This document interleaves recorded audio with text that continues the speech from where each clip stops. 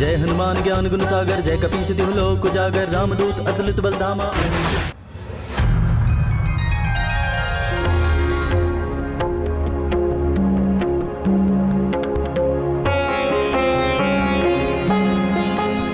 लीजिए पितामह, आपके लिए। सौभाग्यवती भव।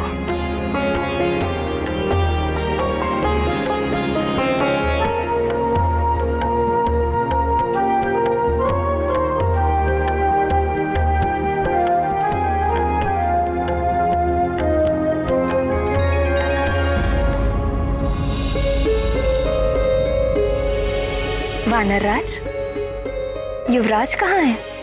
यही तो है, अभी तो लिटाया मैंने।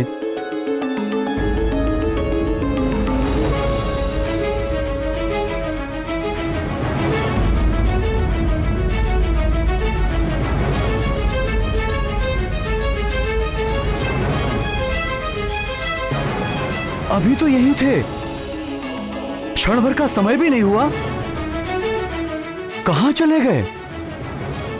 किसी ने मेरे लाल को देखा क्या? कहां जा सकता है? किसी ने तो लिया होगा, अदृश्य तो नहीं हो सकता। देखिए कहीं पलंग से नीचे तो नहीं गिर गया।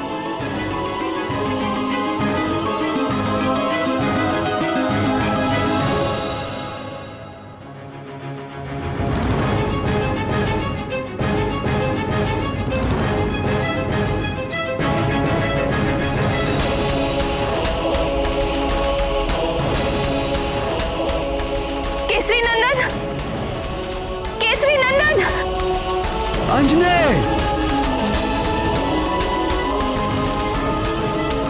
अंजने,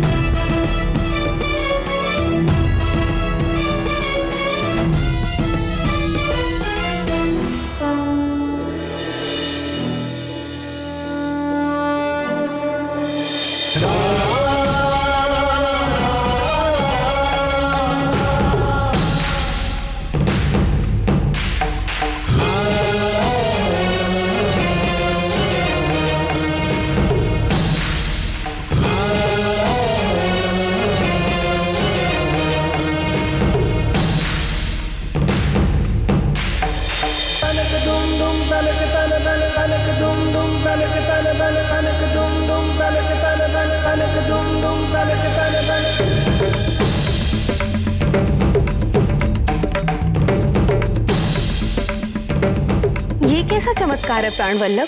2 दिनों के हनुमान लल्ला घुटनों पर चलने लगे, इसमें आश्चर्य कैसा? हमारे श्याम सुंदर ने भी जन्म से 6वें दिन ही राक्षसी पूतना के प्राण खींच लिए थे। आंखें जो देखती हैं और जिसे सत्य मानती हैं, वो अधिकतर एक भ्रम होता है। सर्वव्यापी भगवान शंकर अपनी 8 मूर्तियों के रूप में इस जगत के हर तत्व में वास करते हैं।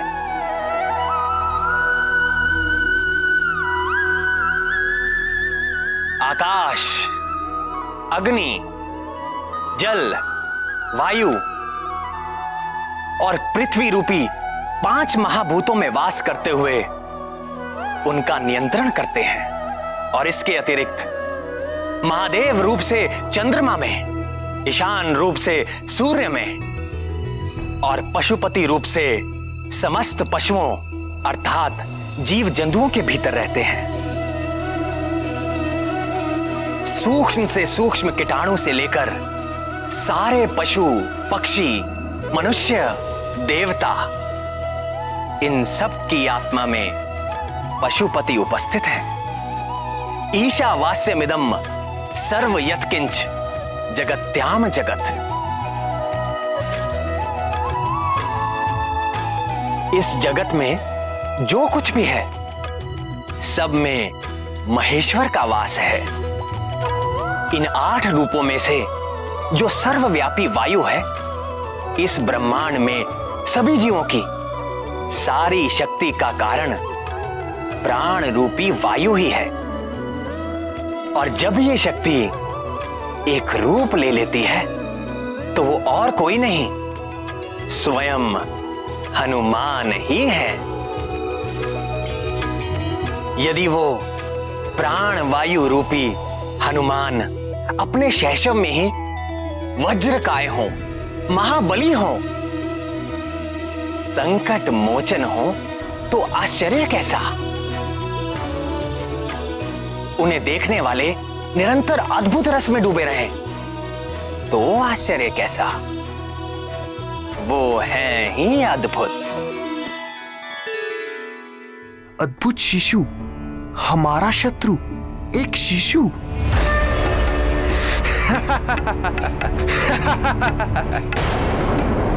वाली भैया, मुझे आपसे ये आशा नहीं थी। अब आप शिशुओं से भी प्रतियोगिता करने लगे। ये कोई हंसने की बात नहीं है सुग्रीव। वो मरकट कोई साधारण शिशु नहीं है।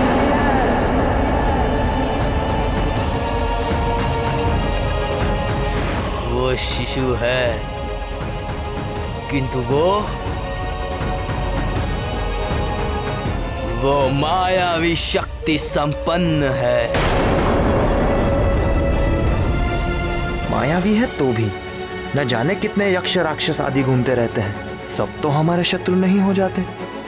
और फिर एक शिशु।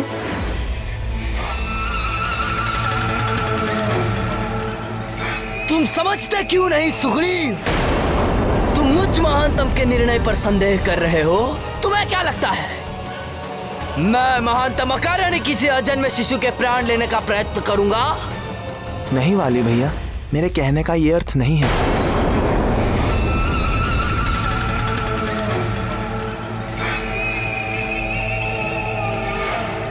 तो क्या अर्थ है? क्या किसी विष भरे सपोले को इसीलिए पालते रहना चाहिए कि वो अभी शिशु है, नवजात है? अरे मूर्ख, बुद्धिमान तो वही है जो विष वृक्ष को बढ़ने से पूर्व ही उसे जड़ से उखाड़ के फेंक दे। वह मरकट हमारे किष्किंधा राज्य और परिवार को ग्रसने वाला राहु है। यदि हमने उसका नाश नहीं किया तो वो हमारा विनाश कर देगा।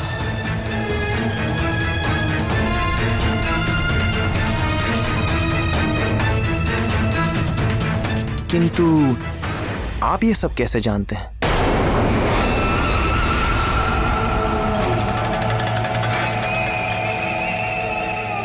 स्वयं देवर्षि नारद जी ने मुझ महानतम को यह सूचना दी।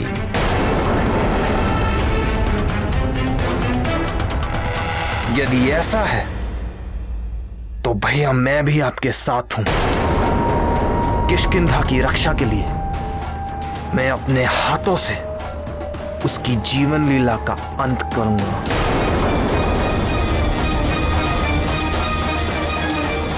आप जब कहें तब मैं चलने के लिए प्रस्तुत हूं।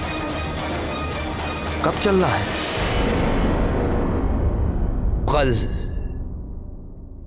भोर में ही।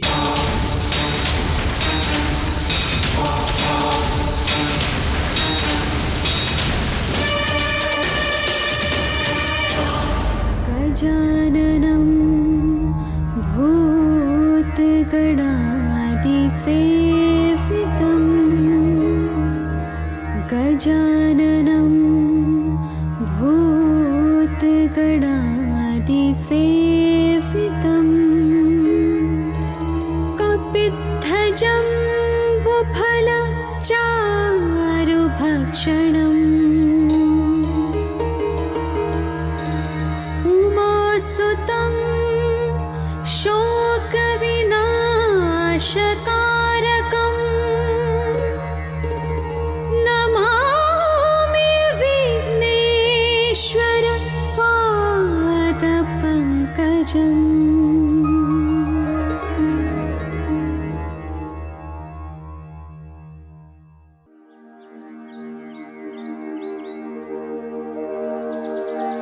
पृथ्वी सगन्धा सरसास्तथापः स्पर्शश्च वायुर्ज्वलनः सतेजः नभः सशब्दं महता सहैव यच्छन्तु सर्वे मम सुप्रभातम्।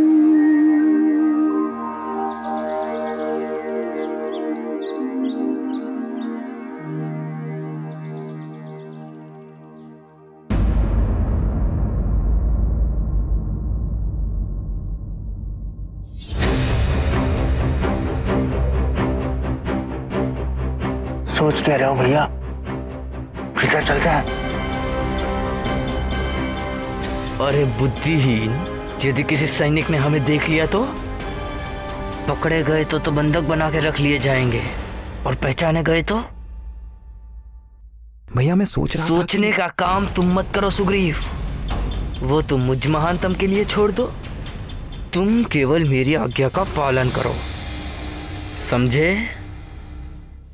जी भैया। भैया मेरे मन में एक विचार।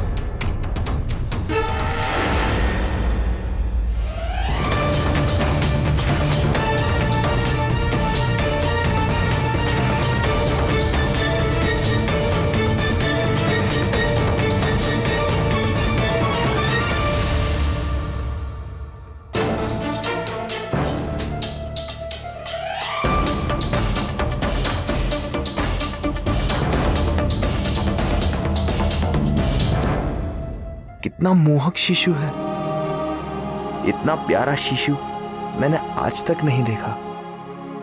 प्यारा शिशु? अरे मूर्ख, ये वही मरकट है, हमारा शत्रु, किष्किंधा का शत्रु। किंतु भैया वो मरकट नवजात है, कुछ दिन पूर्व ही जन्मा है, किंतु ये तो 5-6 मास का दिख रहा है।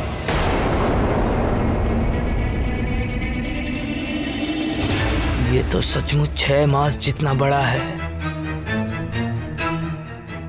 किंतु ये कैसे संभव है? इसके जन्मे तो 5 दिन भी पूरे नहीं हुए।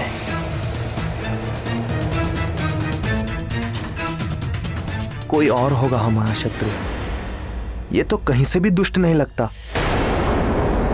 ये तो कितना शांत है, इसे तो देखने से ही मन में आनंद सा उठता है।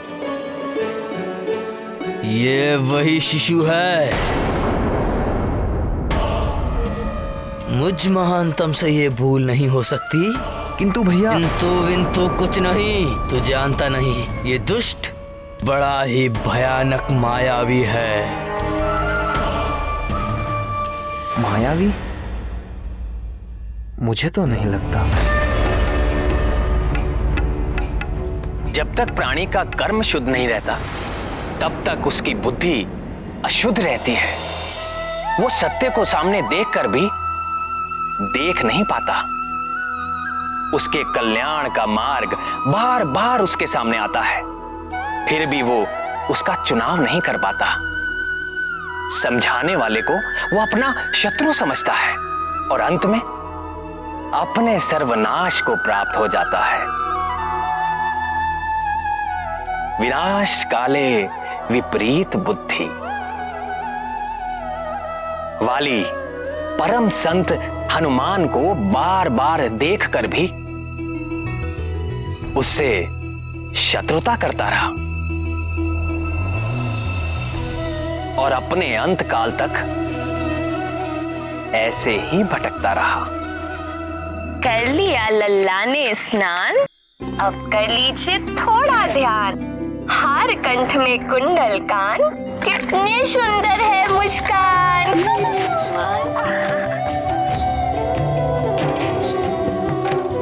महारानी जी, आप कुछ खा लीजिए।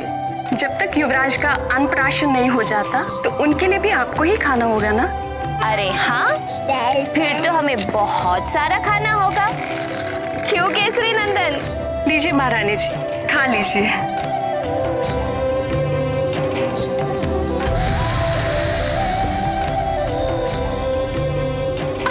नहीं नहीं नहीं, अभी नहीं। ढाई माँ आप भी खाइए ना। अभी नहीं, अन्नप्राशन के बाद।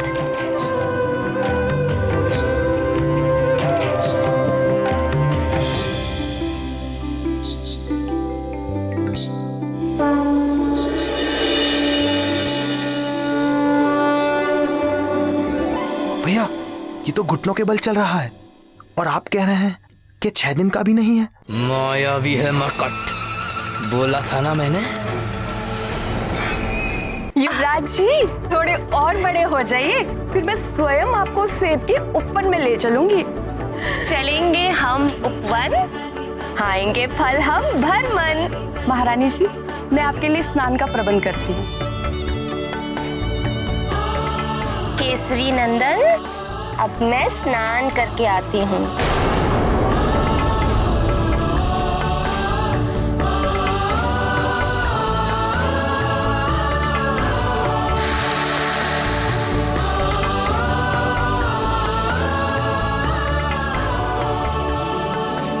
अब माँ जा रही है करने स्नान और आप कीजिए कुछ क्षण आराम। चलो चलो लेट जाओ।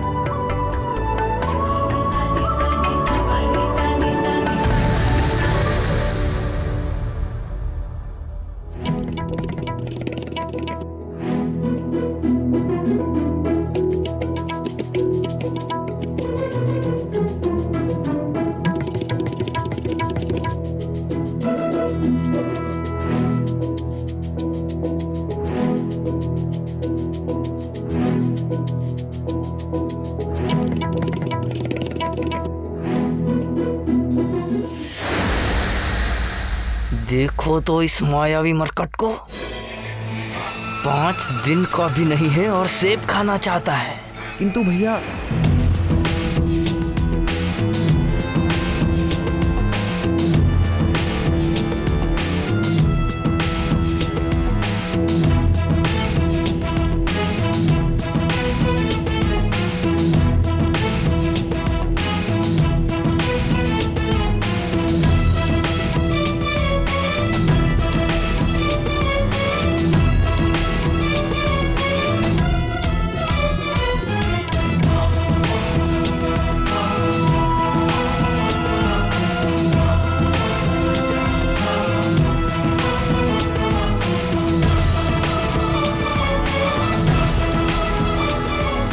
महादेव, भैया ये तो खड़ा भी हो गया।